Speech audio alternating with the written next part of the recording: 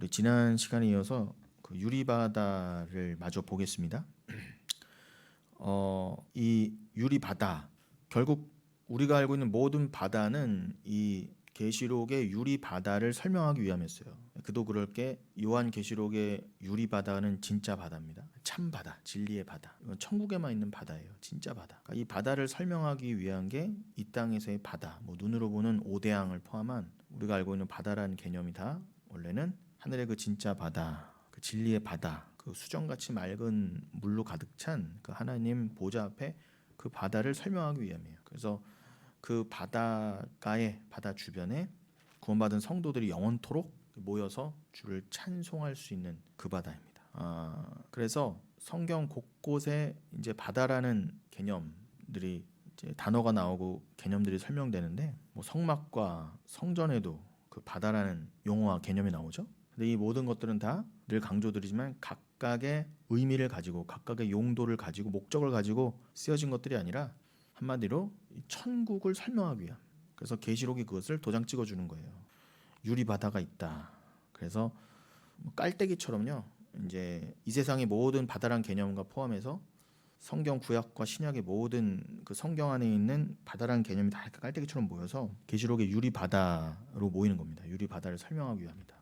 그러니까 그 유리 바다가 이제 설명됐어요. 그리고 이제 유리 바다가 즉 천국이 완전히 드러나면 이미 이제 성도는 이 땅에서 믿음으로 보고 있는 그 천국과 유리바다가 그러니까 유리바다로 설명된 천국이죠. 그 천국이 이제 종국에 모든 선인과 악인이 다 볼 수 있을 정도로 드러나게 되면, 진리가 온전히 다 드러나게 되면 우리는 그 진리를 이 땅에서 예수 그리스도를 통해서 성령을 통해 믿음으로, 눈에 보이지 않지만 믿음으로 믿는 그 진리인데, 세상은 주의 영을 받지 못했으니 육의 눈으로 볼 수가 없거든요.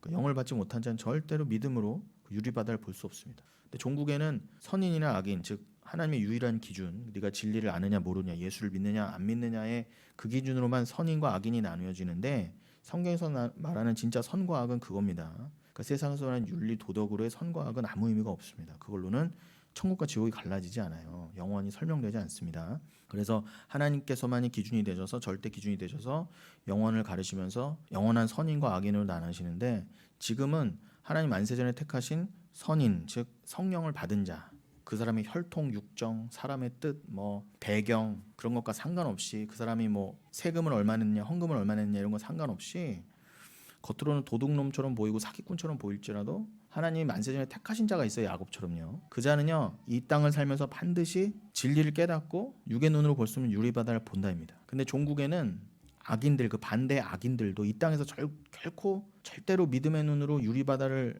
볼 수 없었던 그들도 나중에는 종국에는 보긴 봐요. 그런데 그때 보는 건 이미 늦었어요. 모든 것이 하나님이 심판을 다 이제 이루시고 난 다음에 아는 거는 아무 의미가 없습니다. 그러니까 이 땅에서 육신의 생명을 갖고 있을 때 주의 은혜로 볼 수 있는 자들이 천국에 들어가는 거예요. 그러니까 이 땅에서 믿음으로 그 천국을 못 보던 자들은 당연히 다 지옥이죠.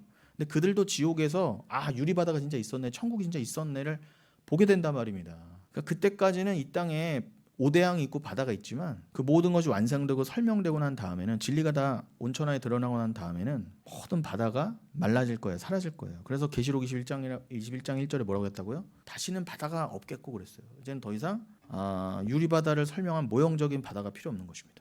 자, 그 모형적인 바다들이 가리키는 진짜 바다, 그 유리바다가 계시록의 4장과 15장에 언급됐다고 그랬죠. 그래서 제가 몇 주간 거의 한 달에 걸쳐서 지금 계시록 4장과 15장에 그 유리바다가 기록된 그 말씀을 가지고 지금 본문을 삼고 지금 수요 예배를 진행해 온 것입니다. 자, 오늘도 그러니 계시록 4장 6절 이럴 때 아니면 또 언제 반복되고 강조가 되겠습니까? 제가 다시 한번 읽어드릴게요.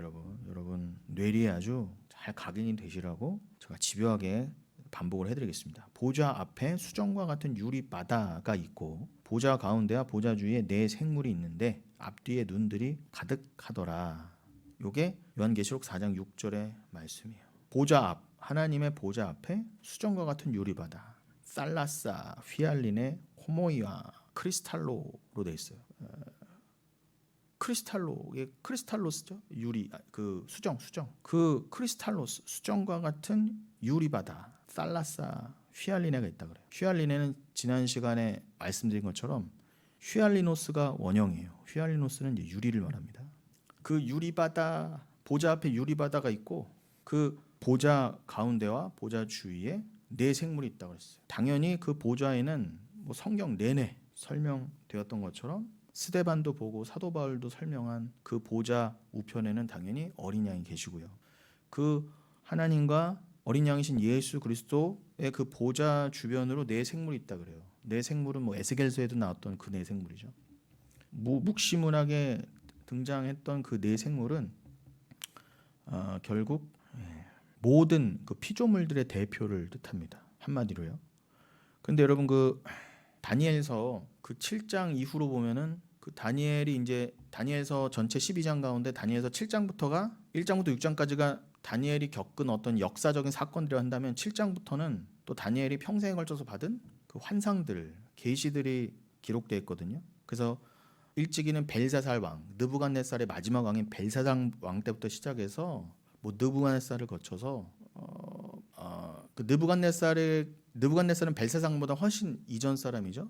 그러니까 벨사살 왕의 선조가 조상이 느부갓네살인데 느부갓네살 때는 이미 뭐 다니엘이 금신상이라던가 뭐 큰 나무 환상이라던가 꿈을 읽어주고 해석해주잖아요. 그건 이미 이제 6장 이전에 느부갓네살 왕 당대의 역사와 함께 기록이 돼 있고 다니엘서 7장 이후로는 그 이후로 이제 그 느부갓네살이 이루었던 신 바벨론 제국의 마지막 왕이 벨사살 왕이에요. 그 벨사살 왕 때부터 또 그 이후에 메데 바사 뭐 고레스 왕 때라던가 뭐 다리오 왕 때라던가 이때 받았던 말씀들이 쭉 또 기록된 게 다니엘서 7장부터거든요. 근데 그 7장 이후에 보면은 네 생물이 나와요. 뭐 그죠? 뭐 곰 같고 또 날아가는 날개 달린 표범 같고 그리고 곰이 이렇게 앞발을 들고 있는데 뭐 뼈다구를 물고 있고 뭐 그런데 또 그런 동물들 마지막으로 네 번째는 이전에 볼 수 없던 아주 강력한 뭐 이거는 곰이나 표범 사자로 설명 안 되는 뭐 이 땅의 맹수로도 묘사가 안 되는 아주 막강한 또 동물이 네 번째 동물이 나와서 주의 백성들을 해하지만 그 결국 하나님 나라의 전권을 위임받은 그 인자가 그 악으로 상징된 그 네 번째 생물을 심판하시는 그런 장면이 나오는데 제가 말씀드리려는 건 그 다니엘서 7장 이후에 나오는 그 네 생물과는 다른 생물이에요. 그 네 생물은 악을 상징하니까 당연히 천국에 있을 리가 없잖아요. 그러니까 이제 계시록 4장에 24장로와 함께 있는 그 네 생물은 모든 피조물의 대표를 말하는 것이고 그것과 상반된 개념으로 예수 그리스도에서 심판받는 악을 상징하는 네 생물도 있더라. 쉽게 말하면은 이 다니엘서 7장의 네 생물은요 요한계시록 13장에 그 붉은빛 짐승으로 또 묘사가 돼요. 그러니까 같은 존재를 구약의 다니엘도 동일하게 보고 사도 요한도 동일하게 본 거예요. 자기의 시대에서. 그런데 다니엘은 그 네 가지 생물로 이렇게 봤다면 사도 요한은 이렇게 본 거예요. 거기 합체된 네 생물에 합체된 그거를 붉은빛 짐승으로 본 거고 붉은빛 짐승을 다니엘은 이렇게 네 가지 생물로 펼쳐서 설명을 한 겁니다. 같은 존재인데 묘사 방식이나 관점이 조금 다른 거지 같은 생물이었던 거예요. 그러니까 이건 영적인 상황을 말하는 겁니다. 다니엘 때나 사도연 때나 상관없이 늘 존재했던 악의 세력을 말해요. 근데 말씀드린 것처럼 그 악의 세력은 하나님이 부리시는 존재예요. 하나님과 상관없이 자기들 마음대로 하나님을 반역하는 자들이 아니라 하나님을 대적하지만 하나님의 주권 아래에서 뭐라고 표현할까요? 권세를 받아 일정 기간 동안만 그 일정 기간을 계시록에서는 묵시적인 상징적인 숫자로 3년 반으로 설명합니다. 한때 두때 반때 요때 한시적인 상황에만 이 땅의 역사의 기간을 상징하거든요. 그 3년 반은 이 역사 동안만 허락된 존재라는 거예요. 이후로는 천국에 난입할 수도 없고 아예 계시록 마지막 부분에 보면은 사망과 함께 그죠? 22장에도 나오지만 사망과 함께 유황 불못에 다 집어넣는다 그래요. 그러니까 여러분 우리가 멸할 수 없었던 우리가 이길 수 없었던 그 근본 죄를 상징하는 게 뭡니까? 사망이잖아요. 사도 바울은 우리에게 사망이 있음을 우리는 죄인이라는 증거다 그랬잖아요. 죄의 삭은 사망이라 그랬어요. 그러니까 죄가 곧 사망입니다. 그런데 사도 요한은 계시록에서 그걸 뭐라고 증거했느냐? 종국에는 그 사망이 예수 그리스도로 인해서 정복된다 그러잖아요. 사도 바울도 고린도전서 15장에서 사망을 우리가 정복하는 존재가 되었다. 어떻게 우리가 사망 권세를 이기게 되었는가? 그 주와 함께 받은 권세를 감사하라 한 그 권세를요. 사도 요한은 그죠? 요한계시록에서 그 사망을 주가 제가 말씀드린 그런 악의 세력과 함께 다 묶어서 유황 불못으로 집어넣는다 하셨어요. 그래서 다시 저주가 없을 것이다. 다시 밤이 없을 것이다. 그런 표현으로 그렇게 사망이 없어진 상황을 또 말씀하십니다. 그러니 이 결국 사망을 이길 수 없는 인간에게 그 생명의 주가 우리에게 왕노릇하셔서 그만이 사망을 이기실 수 있는 분이잖아요. 그러니까 그로 말미암아 우리도 사망을 이기게 되었다입니다. 그러니까 성경의 마무리가 성경의 결론이 뭐예요? 우리들의 영원한 승리로 그렇게 종결짓더라는 것입니다. 그래서 제가 말씀드린 대로 그 사망이 악의 세력과 함께 불못에 집어 던져지는 그 모습, 그죠? 계시록 20장 14절 같은 경우는 이렇게 되어 있습니다. 사망과 음부도 불못에 던져지니 이것은 둘째 사망 곧 불못이라. 누구든지 생명책에 기록되지 못한 자는 불못에 던져지더라. 이렇게 되어 있어요. 여러분 지금 읽어드린 것처럼 불못은 유황 불못, 거기는 이제 둘째 사망의 어떤 장소로 묘사된 곳이에요. 우리가 지금 인지하고 있는 시공간적 그런 개념이 아니라 우주를 초월하는 그런 개념인 거죠. 그것을 그냥 묵시적인 표현으로 불못이라고 하신 거예요. 그걸 또 둘째 사망이라고도 하십니다. 그런데 특별히 요한계시록에서는 그 둘째 사망의 해를 입지 않게 되는 자들이 성도라 그래요. 그러니까 불신자들, 사단, 거짓 선지자들 이런 가라지들은 다 둘째 사망, 불못으로 들어가게 돼 있는데 거기는 사망이 함께 던져지는 곳이에요. 그러니까 그 불못은 영원한 사망이라고 생각하시면 됩니다. 그 영원한 사망을 표현하는 게 둘째 사망이라는 거죠. 그런데 분명히 지금 읽어드린 것처럼 생명책에 기록되지 못한 자들이 불못에 던져진다 하십니다. 그 하나님께서 둘째 사망의 불못에 다 집어 던져 넣으실 때 가짜들을요, 사단을 거기에 그 하나님이 이렇게 던져 넣으실 때에 하나님이 이렇게 문자적인 손이 있어서 던져 넣으시는 건 아니지만 이 영적인 상황을 우리가 이해할 수 있는 수준으로 묵시문학적 표현으로 그렇게 쓰신 거예요, 여러분. 뭐 그 정도는 당연히 이해하시겠지만, 그러니까 하나님이 그 유황 불못에 다 집어 던져 넣으실 때 아무리 용 사단 원수여도요 절대로 하나님의 그 권세에서 벗어날 수가 없어요. 하나님이 오른손으로 심판하실 때 의인은 오른손으로 드시고 또 그 손으로 던져 넣으실 때에 그도 그렇게 아까 제가 다니엘서 말씀드렸지만 다니엘서 5장의 그 벨사살 왕, 그 느부갓네살의 후손인 신바벨론 제국의 마지막 왕이 멸망할 때 성경에 어떻게 기록돼 있어요? 하나님의 손이 나와서 메데멘의 대결 우발하신 너는 저울에 달아봤을 때는 아니다. 하나님 그 심판의 메시지를 주셨다 그랬잖아요. 그 손이요, 그 손. 그 손은 우리를 건지시는 의인을 건지시는 손이기도 하지만 심판받을 자들에게는 심판을 가리키시고 심판을 행하실 그 손이기도 해요. 그 손으로 던져 넣으실 때 사단의 대가리라 하더라도 그 손에서 벗어나서 유황 불못의 저주를 벗어날 자가 없다는 거예요. 사단도 그래 할진데 믿지 않던 자들을 다 그 사망의 둘째 사망의 불못에 집어넣을 때 누가 거기서 빠져나올 수 있겠어요? 제가 아까 그 둘째 사망이 계시록의 마지막 부분에 이제 22장에 기록돼 있다는데 제가 착각했습니다. 지금 읽어드리는데 20장 14절 15절에 기록돼 있고 그 둘째 사망에 관한 말씀이 성경에서는 마지막에 어디에 쓰였느냐? 계시록 21장, 22장이 아니라 계시록 21장에 8절에 그 둘째 사망에 관한 마지막 기록이 나와요. 여러 둘째 사망에 관한 말씀이 있지만 제가 시간상 필요한 부분만 말씀드린 겁니다. 좀 전에 읽어드린 20장 14절 15절 말씀을 받아 21장 8절에는 뭐라고 되어 있느냐? 7, 8절을 읽어드릴게요. 21장 7, 8절 이기는 자는 이것들을 상속으로 받으리라. 나는 그의 하나님이 되고 그는 내 아들이 되리라. 그러나 두려워하는 자들과 믿지 않는 자들과 흉악한 자들과 살인자들과 음행하는 자들과 점술가들과 우상 숭배자들과 거짓말하는 모든 자들은 불과 유황으로 타는 못에 던져지리니 이것이 둘째 사망이라. 보세요. 연결이 되죠? 사망과 음부가 던져지는 그 둘째 사망, 거기는 생명체에 기록되지 못한 자들이 들어간다고 했는데 그 생명체에 기록되지 못한 자들을 21장에서는 뭐라고 했다고요?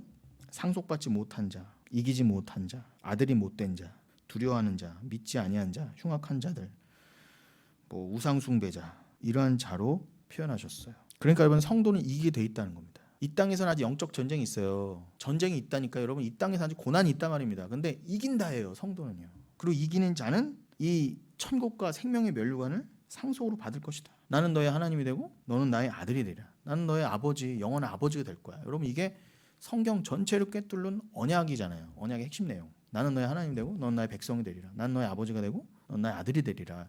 요 언약을 어떻게 시작하시고 어떻게 마무리하시냐가 성경이에요. 예수를 통해. 아들이신, 유일한 아들이신 예수를 통해 우리도 어떻게 아들을 삼으시는가. 그러니까 계시록의 마지막에도 지금 언약이 딱 기록되면서 결론이 되어가고 있잖아요. 근데 이것과 더불어서 이기는 자는, 그리고 이 둘째 사망, 이기는 자와 둘째 사망이라는 개념을 여러분 딱 들으시면 또 뭐가 생각나셔야 돼요? 제가 주일에 말씀드렸잖아요. 계시록 2장 한 군데만 더 볼까요? 거기 서머나 교회에 관한 말씀에 그렇게 돼 있었죠. 거기에도 이기는 자는 이렇게 됐어요. 그러니까 이 지상에서 싸워야 되는 성도들을 대표하는 교회 중에 하나가 서머나였단 말입니다. 그러니까 7 교회의 이름으로 이 땅에서 영적 전쟁을 감당하는 성도들을 설명하셨는데, 그 중에 한 면모를 보이는 교회가 이 땅에 역사적으로도 서머나라는 곳에 튀르키예의 이즈미르, 지금의 이즈미르에 있던 서머나 교회, 그 교회를 들어 설명하신 거예요. 그러니까 서머나 교회한테 주신 말씀은 이 땅에 오고 올 모든 주의 교회들에게 허락하신 말씀이기도 합니다. 근데 그 계시록 2장 8절 이하의 서머나 교회에 편지하라는 말씀에 뭐가 있었죠? 11절, 귀 있는 자는 성령이 교회들에게 하시는 말씀을 들을지어다. 이기는 자는 둘째 사망의 해를 받지 아니하리라, 이렇게 돼 있잖아요. 이게 서머나 교회한테 주셨던 말씀이에요. 그럼 아까 계시록 좀 전에 읽어드렸던 21장, 그 이기는 자는 둘째 사망의 그 유황 불못에 들어가지 아니하리라, 그 말씀과 연결이 되잖아요. 더불어서 여러분 기억해 두시기 바랍니다. 자, 그 유리바다 얘기로 돌아오면, 지금 왜 여기까지 얘기가 말씀이 파생되어 왔죠? 그 유리바다 그 보좌 주변, 그리고 내 생물 그 얘기하면서 여기까지 왔어요. 자, 요건 제가 이제 지금까지 계시록 4장 6절에 그 유리바다를 설명해 드리면서 함께 나눈 개념들이고, 그리고 오늘 본문인 계시록 15장 2절로 3절을 제가 또 읽어드리면, 또 내가 보니 불이 섞인 유리바다 같은 것이 있고, 짐승과 그의 우상과 그의 이름의 수를 이기고 벗어난 자들이 유리바다 가에 서서 하나님의 검은 고를 가지고 하나님의 종 모세의 노래, 어린 양의 노래를 불러 이르되, 주 하나님 곧 전능하신 이시여 하시는 일이 크고 놀라우시도다. 만국의 왕이시여 주의 길이 의롭고 참되시도다. 여러분, 이게 계속 말씀을 반복할수록 뭔가 이렇게 이해가 되시죠? 다 이렇게 성경이 서로를 설명해주고 연결되고 하나가 돼가는구나, 하나가 돼 있구나, 이해할 수 있습니다. 근데 좀 미묘하게 다른 것이, 같은 또 유리바다인데 계시록 15장의 유리바다가 계시록 4장의 유리바다와 좀 미묘하게 다르다고 하기보다는 같은 유리바다인데 어떤 말씀이 더 추가되어 있느냐, 불이 섞인 유리바다래요. 계시록 4장에서는 그냥 유리바다였다면 계시록 15장에서는 그 유리바다에 불이 섞여 있다. 살라산 휘알리는 메미그메넨 피로가 불이잖아요. 그 불이 섞여 있다. 메미그메넨. 이건 어떤 의미일까를 이제 오늘 또 보자고 했던 중요 개념 중에 하나였습니다. 이들이 짐승과 그의 우상과 그의 이름의 수를 이기고 벗어난 자들, 그들이 성도들이 유리바다가에 서 있다, 그럽니다. 4장에서는 그 동일한 유리바다 주변에 그 보좌 주변에 네 생물이 있었다고 한다면 15장에서는 그 유리바다 주변에 백성들이, 성도들이 있는 거예요. 그러니까 여러분, 4장 유리바다 따로 15장 유리바다 따로가 있는 게 아니라 동일한 유리바다인데, 그 유리바다에는 네 생물도 있고 당연히 그 어린 양 주변으로 성도들도 있는 거예요. 계시록 7장에 보면은 보좌에 하나님과 어린 양을 중심으로 해서 뭐 네 생물뿐만 아니라 24장로 모든 천군 천사, 모든 피조물들, 구원받은 백성들이 다 이렇게 둘러서 찬양한다고 그러잖아요. 영원히 뭐라고, 찬양의 내용이 7장에서는 특별히 뭐라고 했어요? 구원하심이 보좌에 앉으신 하나님과 어린 양께만 있도다. 찬송과 지혜와 뭐 영광과 또 뭡니까? 지혜와 존귀와 권능과 힘, 뭐 이런 것들이 뭐 세세 영원 무궁토록 있다 그러잖아요. 그 모든 귀한 것들은, 참 귀한 것들은 다 주님으로 인함이고 주의 것이고 주가 우리에게 주신 것들이다. 구원의 결과다 찬양하고 있습니다. 그것을 받아 동일한 상황인데 계시록 4장에서는 이렇게 표현이 되고 7장에서는 이렇게 표현이 되고 15장에서는 또 이렇게 표현이 된 거예요. 그런데 그 구원하심이 보좌진하는 어린 양께면 있도다 이 찬양을 내 생명과 24장로와 함께 교회와 함께 부르던 그들을 15장에서는 뭐라고 표현하고 있어요? 짐승과 그의 우상과 그의 이름의 수를 이기고 벗어난 자들이라고 합니다. 짐승과 그의 우상과 그의 이름의 수가 뭐였어요? 계시록 13장 마지막 18절에 666이었잖아요. 그 숫자를 이기고 벗어난 자들. 이긴다니까 여러분. 666 무서워하지 마세요. 666이 뭔지도 모르지만 다들. 짐승의 수를 이기고 비진리를 이기고 그 저주에서 벗어난 자들이 즉 유황 불못에 들어갈 저주에서 벗어난 자들이라고 하겠죠. 다른 표현으로는. 그들이 유리바다가에 서서 하나님의 검은고를 가지고 하나님의 검은고 하니까 다윗이 타던 검은고 뭐 아삽과 해만 여두둔 이런 사람들이 타던 현악기들이 생각나지 않으십니까? 다윗도 비파와 수금으로 주를 찬양했지만 다윗이 레위 지파의 레위의 세 아들 게르손 그 한 무라리에서 그 각 집 족속에서 후손들 중에 한 명씩 뽑아서 찬양대를 만들었잖아요. 그게 아삽과 해만과 여두둔이잖아요. 그들이 다 궁정의 악사들로서 지휘자들로서 또 현악기들을 아주 잘 다루던 사람들이었습니다. 그러니까 그들은 이 지상의 성전에서 봉사하던 자들이었잖아요. 그 악기로서 눈에 보이는 악기로 현악기로 왜 그렇게 하셨다고요? 천국에서 성도들이 검은고 하면 이제 우리 한국 사람들은 다 이제 전통 우리 악기 무슨 뭡니까 검은고 말고 또 뭐 있죠?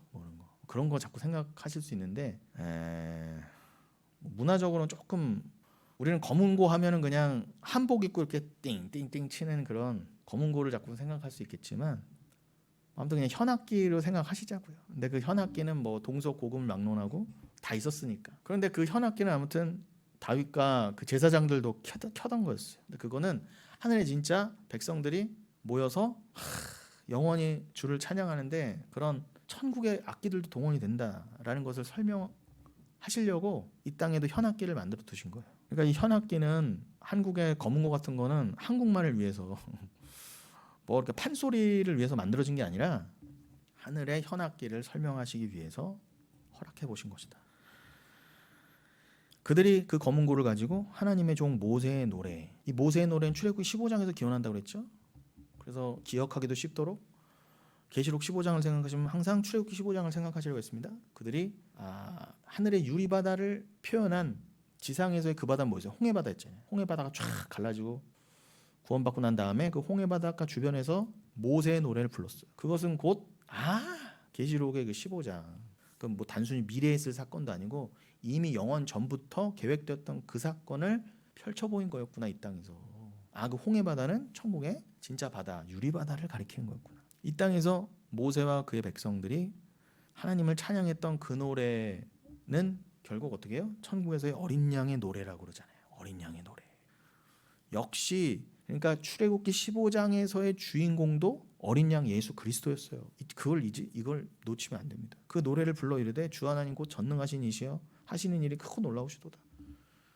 이거는 뭐 표현할 길이 없어요. 홍해바다를 가르시고 이스라엘을 건지신 것만 해도 엄청난 일인데 우리를 진짜 구원하셔서 유리바다가 탁 천국의 영원한 천국의 그 유리바다 수정처럼 맑은 너무나 맑고 아름다운 그 생명수의 유리바닷가에 탁 세워두셔서 흰옷을 입고 종려나무 가지 흔들면서 하나님을 찬양하게 만드신 그 하나님의 행하신 구원의 일은 어떻게 표현을 해요? 이걸요 도대체. 그러니 이건 뭐 감당이 안 되는 거예요. 이 은혜가. 제가 지금 뭐 이 땅의 언어로 표현해보고 뭐 설교를 해보지만 도저히 담아낼 수가 없어요. 그래서 저는 그 솔로몬이 뭐 열왕기상 8장이라던가 이런 데서 역대하 2장 이런 데서 성전을 딱 지어놓고 어떻게 하늘들의 하늘도 하나님을 감당하지 못하겠거든. 어떻게 내 손으로 지으신 이 성전 안에 하나님 임재하신다고 합니까? 이건 말도 안 됩니다. 하나님 상천하지 하나님. 내가 하나님의 영광을 다 가늠할 수는 없지만 최소한 우주보다 크다는 걸 아는데 어떻게 하나님 입장에서는 손톱만도 안 되는 요게 어떻게 하나님이 다 우리 찾아오셔서 임재하시고 이걸로 하나님의 지혜와 하나님의 아들과 그 말씀을 설명하신다뇨. 나에게 이 성전을 통해서 그것을 설명해 주신다뇨. 이건 뭐. 그래서 저는 그 솔로몬의 그 고백이 조금 이해가 가요. 뭐 이거는 성전으로도 표현이 안 되는데 하나님의 그 영광이 인간의 이 입술로요. 게다가 우리들의 입술은 늘 수시로가 아니라 거의 24시간 내내 죄만 말하잖아요. 입만 열면 죄야. 그런데 그냥 죄만 말할 수밖에 없는 이 죄, 뭐 교만하죠. 남을 욕하죠. 솔직히요. 이 세상에서도 윤리 도덕적으로도 제대로 쓰이는 적이 없어요. 입은요. 사실 입이 그냥 안 열려야 되는데 인간은 입이 계속 열리네. 열리면 계속 말하고 계속 먹고 막 어적그적 먹고 뭐 생물학적으로 뭐 트림만 나고 입냄새만 나지 입은 차라리 안 열리는 게 나아요. 그 말은 뭐예요? 입이 완전 썩었다는 거죠. 입이 썩었다는 건 뭐예요? 온 육체가 다 썩었다는 겁니다. 이사야서 6장에 그러잖아요. 이사야가 하나님의 영광을 보고 대번에 뭐라고 그래요? 나는 입술이 부정한 백성 가운데 거해서 나는 죄인이어서 나는 하나님을 보고 죽어야 된다 그러잖아요. 난 죄인이다. 그러니까 하나님이 제단 숯불로 입을 찢어주시잖아요. 그러니까 우리 입은 안 돼요. 그러니까 입을 찢어주셔서 성령으로만 말하게 하셔야 돼요. 근데 우린 뭐 그렇게 설교하거나 내지는 주의 말씀 나눌 때 정도나 겨우 좀 입이 좀 제 역할을 하는 것 같지 나머지는요. 자기만을 위해 쓰이고 남을 해하고 남을 죽여서 나를 세우고 자기 확장하고 이런 용도로만 입을 대부분 쓰잖아요. 그러니까 여러분 우리 입만 봐도요 안 돼요. 우리 이빨은 늘 썩네 또. 하루만 이빨 안 닦아도 그냥 입에서 말할 수 없는 세균이 번식하고 안 돼요. 너무 지저분하고 혐오감이 듭니다. 혐오감이 들 정도로 그래요. 근데 어떻게 하나님이 우리 입술을 정하게 하시고 어떻게 이 죄인으로 하여금 하나님의 은혜를 증거하게 하셨냐 말이에요. 그러니 찬양하지 않을 수 없어요. 성전도 하나님의 영광을 다 담아내질 못하는데 어떻게 이 입술이 하나님의 영광을 담아내요? 어떻게 이 입술에 어떻게 하나님을 올려요? 그러니까 이스라엘 백성은 어떻게 해요? 히브리어로 하나님을 표현할 때 걔네들은 자음이 없었다니까요. 모음이 없었다니까요. 자음만 있었어요. 그러니까 발음이 안 돼.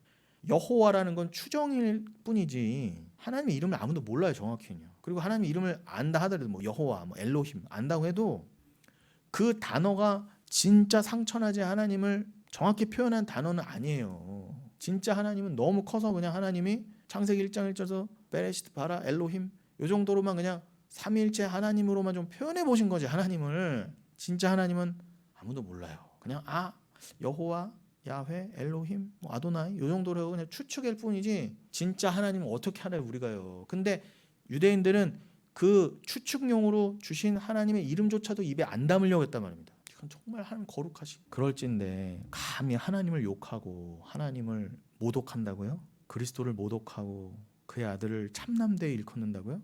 죽어야 돼요. 그냥 죽어야 돼요. 제가 보기에는 영원히 혀가 뽑혀서 죽을 것 같아 진짜. 혀가 뽑혀서라도 그 죄가 감당이 되겠습니까?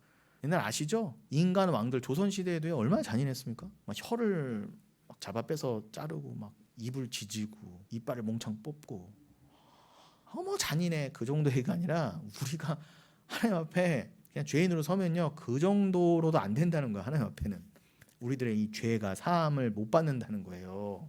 그러니까 이 부정한 입술을 가지고 어떻게 하나님을 말하게 되느냐, 천국을 증거하게 되느냐, 이거는 이 은혜는 너무너무 큽니다. 그래서 자, 천국의 유리 바다란 말씀드린 것처럼 그 재질이 단순히 휘알리노스 유리라는 게 아니라 그 유리처럼 그 크리스탈로스 그 수정처럼 맑은 물 그 바다를 뜻합니다. 그도 그럴 게 계시록 22장 1절에서는 그 천국에는 그 창세기 1장에서 에덴 동산에서 네 강이 발원해서 나갔던 것처럼 그 네 강이 상징하는 바가 그게 뭐 에스겔서 40장 이후에 그 성전에 흘러나온 물을 상징하게 돼요. 그러니까 성령을 한마디로 성령을 상징해요. 네 강은. 그래서 그 강이 에덴에서의 그 강, 그리고 뭐 에스겔에서의 흘러나온 그 강, 그런 강들이 다 뭘 또 가리켰던 거예요? 계시록의 생명수 강을 말했다. 이건 제가 한 작년인가 언제 계시록을 또 하면서 그 생명수 강을 한 몇 주간 또 나눴었잖아요. 그때 또 언급을 해드렸던 기억이 납니다. 아무튼 그 생명수 강도 수정같이 맑은 강이라 그래요. 그러니 이 진짜 하늘의 얘기입니다. 진짜 천국의 얘기예요. 그래서 시편 148편 4절 같은 경우에는 하늘의 하늘도 그를 찬양하며 하늘 위에 있는 물들도 그를 찬양할지어다. 그렇게 돼 있었죠. 그러니까 하늘의 하늘, 하늘들의 하늘, 진짜 하늘이에요. 거기에는 물들이 있다. 그 물들이 곧 생명수를 말하는 거죠. 유리바다의 그 물, 진짜 물. 그래서 샤마임 하면은 물들이 있는 바다라는 거예요. 물들이 있는 하늘. 그걸 알려고 하늘에서 구름에서 비가 또 내리기도 하는 거고요. 근데 하늘의 그 물들 진리는 누굴 찬양한다고요? 하나님을 찬양한다. 그리고 시편 68편 다윗의 시편 같은 데 보면 33절에 옛적 하늘들의 하늘을 타신 자에게 찬송하라. 주께서 그 소리를 내시니 웅장한 소리로다. 아까 내가 다니엘서 7장 언급했지만 저는 이 시편을 읽으면 다니엘서 7장의 대본에 생각이 나요. 옛적 하늘들의 하늘을 타신 자에게 찬송하라. 이미 다윗은 예수를 봤다니까요. 다니엘도 본 그 메시아 인자를 지금 다윗은 시편 68편 33절에서 뭐라고 표현해봤다고요? 옛적 하늘들의 하늘을 타신 자라고. 야 참. 저분이 메시아인데 분명히 봤어요. 이 다윗은 왕이지만 예언자적인 위치에서 분명히 환상을 봤단 말입니다. 성령 가운데. 옛적부터 하늘들의 하늘을 타신 자.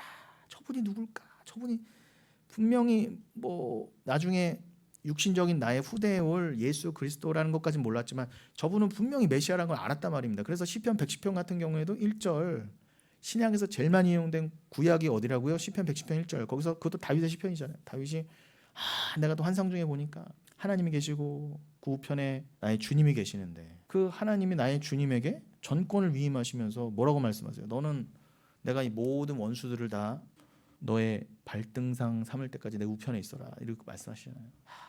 다윗은 정말 얼마나 기뻤을까요? 근데 그걸 보면서도 100%는 아니었잖아요.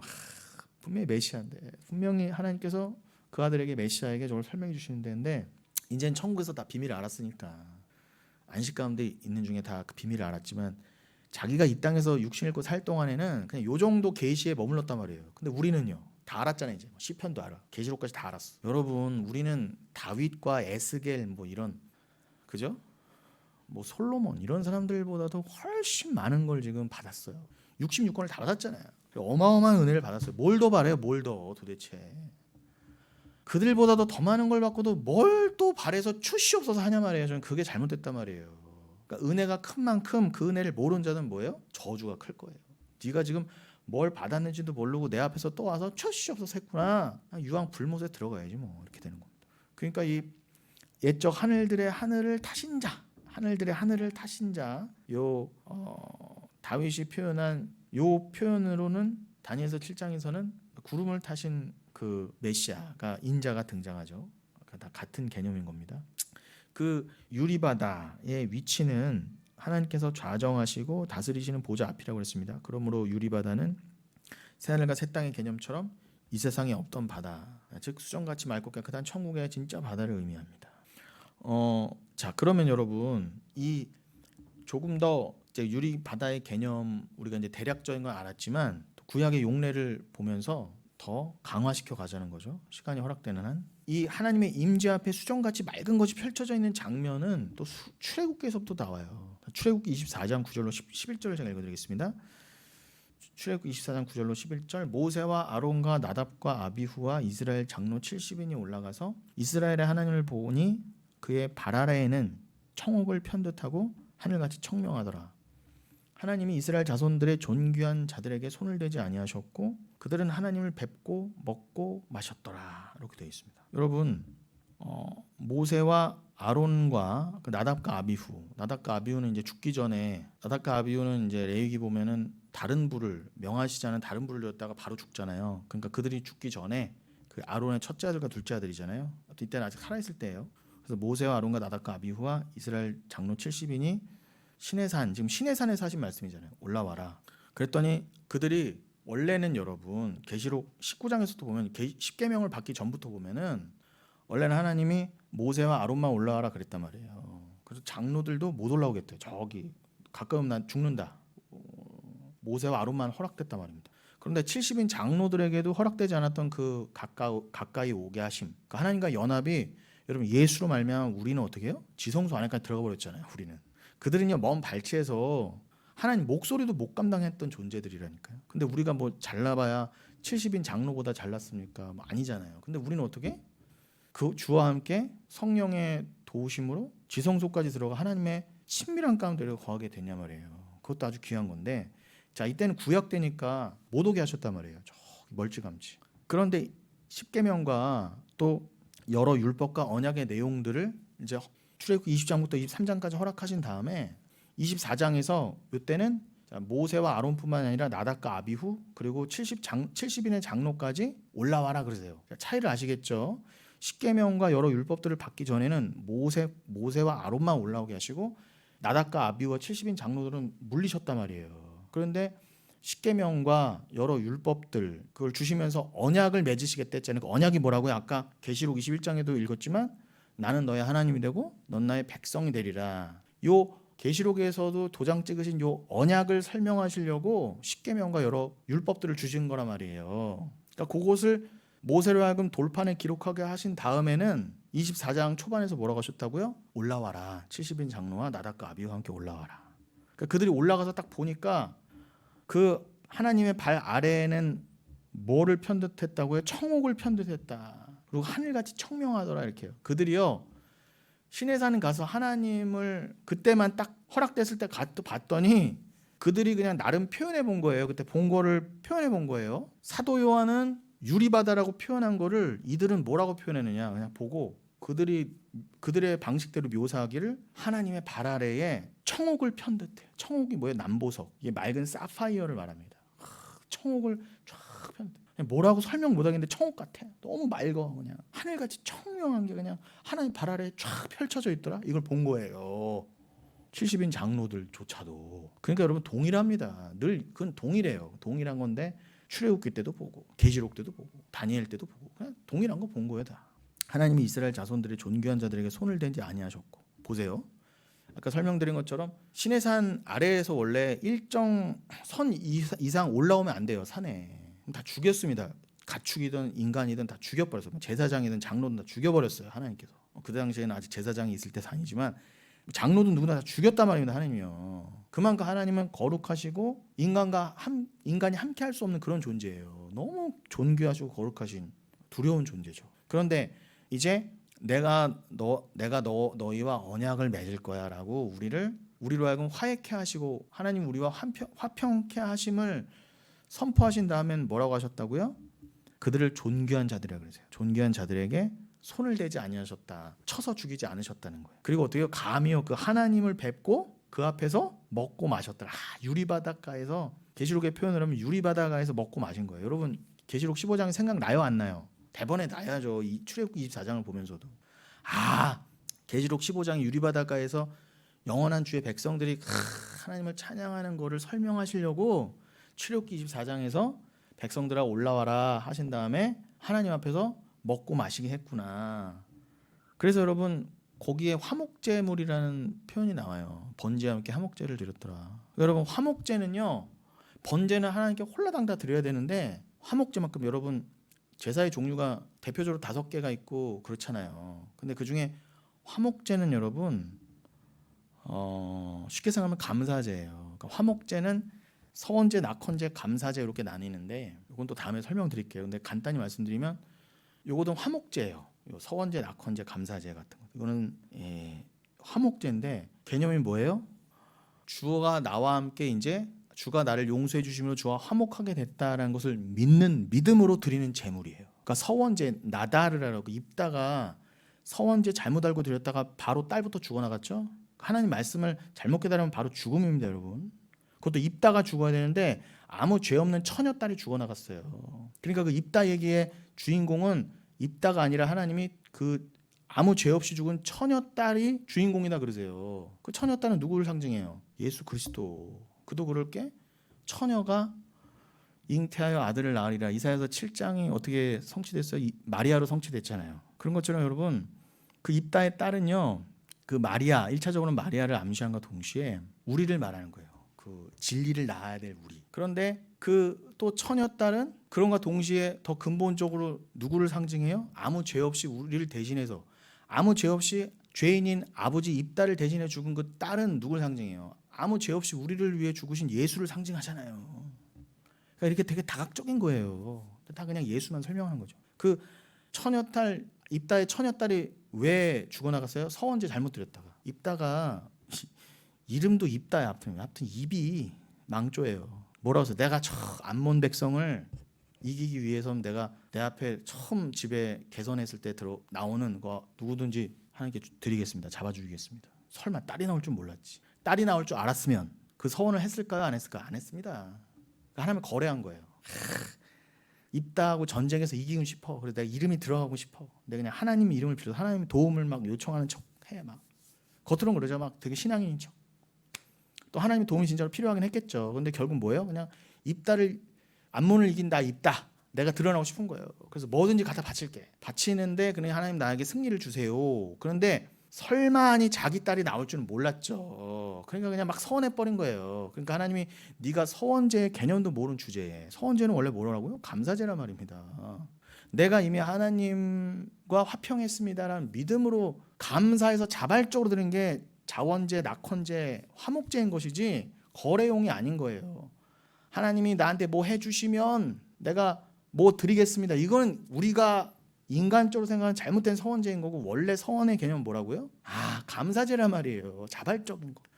주님이 나한테 이미 주신 승리, 이미 주신 구원을 감사함으로 내 아무 조건 없이 대가 없이 드리는 게 감사제인데, 이 조건을 걸었단 말이에요. 암몬을 이기게 해주시면 내가 드리겠다.